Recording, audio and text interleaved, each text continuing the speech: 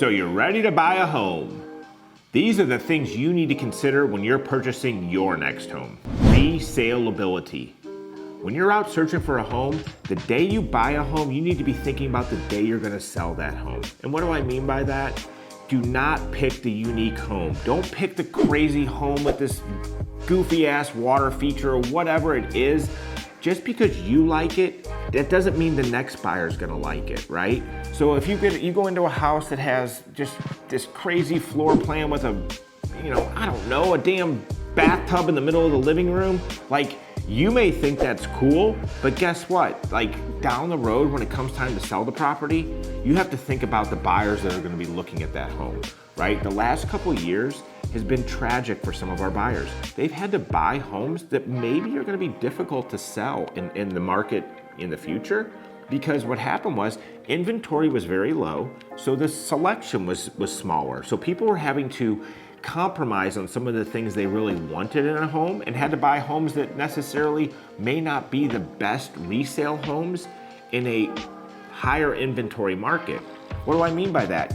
Right now, like, our inventory has tripled in our local market in just the last 6 months, okay? What happens if in a year from now, that's doubled again, right? If all of a sudden you've got 20 houses to choose from, but your house has a pine tree in the middle of the living room, like, is that gonna be the house that everybody moves towards? Or are they gonna move towards a more traditional home? No, you wanna be a little bit stable in your home purchase, so when you're thinking about when it's time to move again, like, you're able to sell that house. Perfect example, years ago, there was this house that had these sunk-in living rooms. Mo probably know what I'm talking about. Like, these houses were built in the 70s.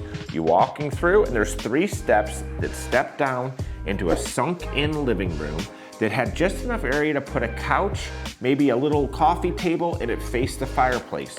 Well, guess what?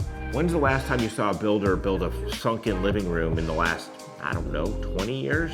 They haven't. Why? Because it's not appealing to the masses. So if I had a client that was looking at this sunken, oh, this is so cool. Well, guess what? You're the only one who thinks it's cool. That's why it's been on the market for 180 days. Price.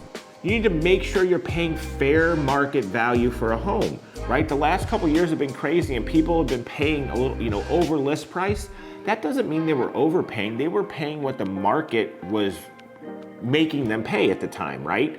But you need to make sure that you pay at a good price, so when it turns time to sell that home, you're able to either make a profit, or if things get bad, you're able to at least break even when it comes time to resell that home. Condition. You need to make sure the condition of the home is something that you're gonna be able to either live with or be able to make upgrades, right? You don't wanna pay top dollar for a house that needs $100,000 in upgrades. In the past couple years, that's been a challenge to find those houses. But now, as the market's kind of leveling out, you're gonna be able to get homes at a discount underneath list price, but be able to put those improvements into the home in order to bring the value back up in the property. Neighborhood. Why is a neighborhood important when you're buying your home? Because you have to buy in a neighborhood that is desirable, right? You may find the perfect house, but if it's in some crazy ass area that, like, is off the beaten path, as more and more inventory comes available, people want to be in neighborhood. They want community. They want the things that they're going to provide a good life for their family. Another thing to consider when purchasing a home in a particular neighborhood is you may have to be a little bit more open-minded about the home you're purchasing if it's in the right neighborhood, right? So you may want a brand new home, but you want this neighborhood, and if there's no lots left to build a brand new home, well, guess what? You're not getting a brand new home.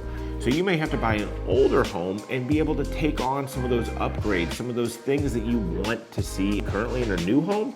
You can make those upgrades to an existing home, but you will get in that neighborhood that you want. The thing you need to consider when you're purchasing your next home is your wants versus your needs, right? You're not always gonna get 100% of everything you want, but you should be able to get 75% of what you want. But you need to make sure that the home meets your needs. Does it have enough bedrooms? Does it have enough bathrooms? the fact that it doesn't have the countertops you want, that is a want, not a need, right? The need is something, does it have a good roof? Does it have a good air conditioner? Are the windows not cracked and not letting a bunch of cold air in during the wintertime, right? Those are things you have to have versus things you want to have. Wants versus needs. You need to make sure that when you're purchasing your next home, that you are meeting all of your needs, not your wants, okay?